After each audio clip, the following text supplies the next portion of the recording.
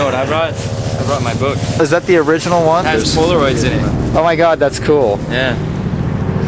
Brady has that is really cool.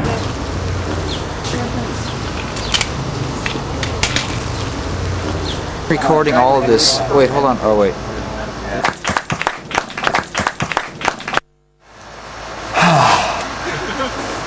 Get ready for something profound.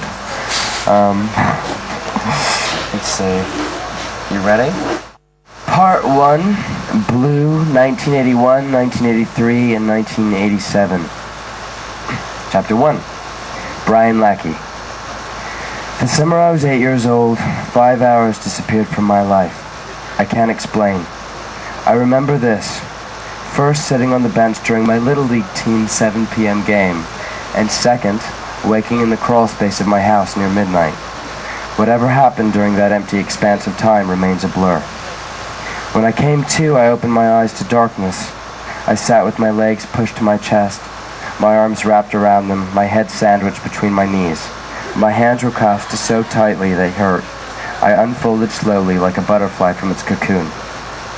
I brushed a sleeve over my glasses, and my eyes adjusted.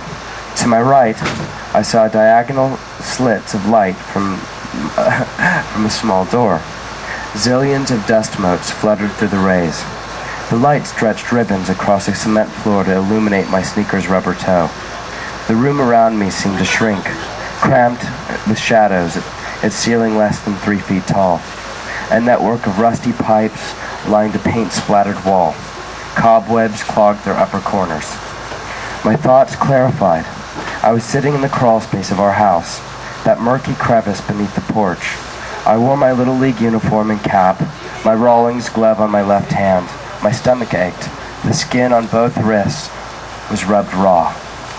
When I breathed, I felt flakes of dried blood inside my nose. Noises drifted through the house above me. I recognized the lull of my sister's voice as she sang along to the radio. "Deborah!" I yelled. The music's volume lowered. I heard a doorknob twisting, feet clumping downstairs. The crawl space door slid open. I squinted at the sudden light that spilled from the adjoining basement. Warm air blew against my skin. With it, the familiar, sobering smell of home. Deborah leaned her head into the square, her hair haloed and silvery. "Nice place to hide, Brian," she joked. Then she grimaced and cupped her hand over her nose. "You're bleeding." I told her to get our mother. She was still at work, Deborah said. Our father, however, laying sleeping in the upstairs bedroom. "I don't want him," I said. My throat throbbed when I spoke as if I'd been screaming instead of breathing. Deborah reached farther into the crawl space and gripped my shoulders, shimmying me through the door, pulling me back into the world. Upstairs, I walked from room to room, switching on lights with my baseball glove's damp leather thumb. The storm outside hammered against the house. I sat on the living room floor with Deborah and watched her lose its solitaire again and again. After she had finished close to 20 games, I heard our mother's car in the driveway as she arrived home from the graveyard shift. Deborah swept the cards under the sofa. She held the door open. A blast of rain rushed in and my mother followed. The badges on my mother's uniform glittered under the lights. Her hair dripped rain onto the carpet. I could smell her combination of leather and sweat and smoke, the smell of prison in Hutchinson where she worked. "Why are you two still awake?" she asked. Her mouth's oval widened. She stared at me as if I wasn't her child, as if some boy with vaguely aberrant features had been deposited on her living room floor. "Brian?" My mother took great care to clean me. She sprinkled expensive jasmine-scented bath oil into a tub of hot water and directed my feet and legs into it. She scrubbed a soapy sponge over my face, delicately fingering the dry blood from each nostril. At 8, I normally would never have allowed my mother to bathe me, but that night I didn't say no. I didn't say much at all, only giving feeble answers to her questions. "Did I get hurt on the baseball field?" "Maybe," I said.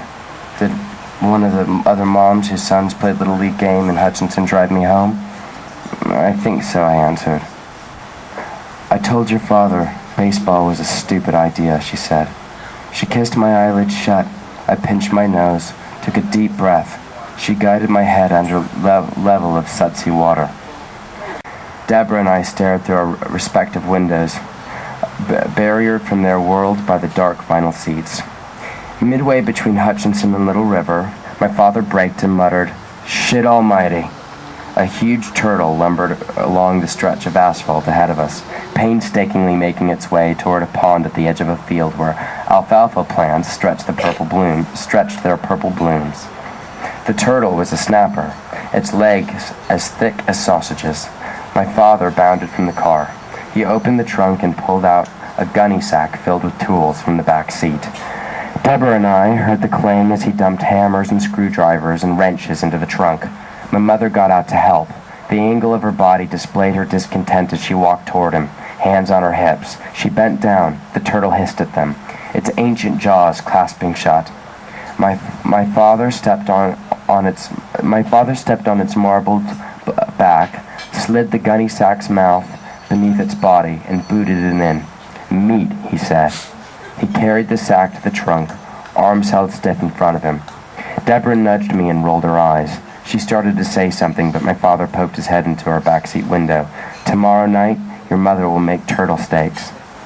I skipped upstairs early that night because I feared what might happen. I busied myself by scrubbing an old toothbrush over a lemon-colored urine stain on last night's bedsheet. As I was pulling pajamas from my dresser, my father tapped his usual 1, 2, 3 on my bedroom door just as I'd expected.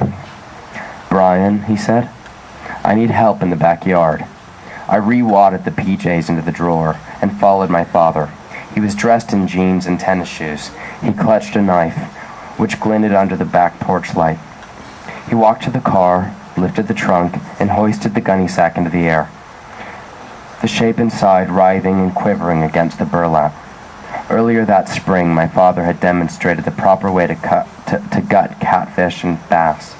Now I would learn more. He dumped the hissing turtle onto the grass. "Step on its back," he said, and I obeyed.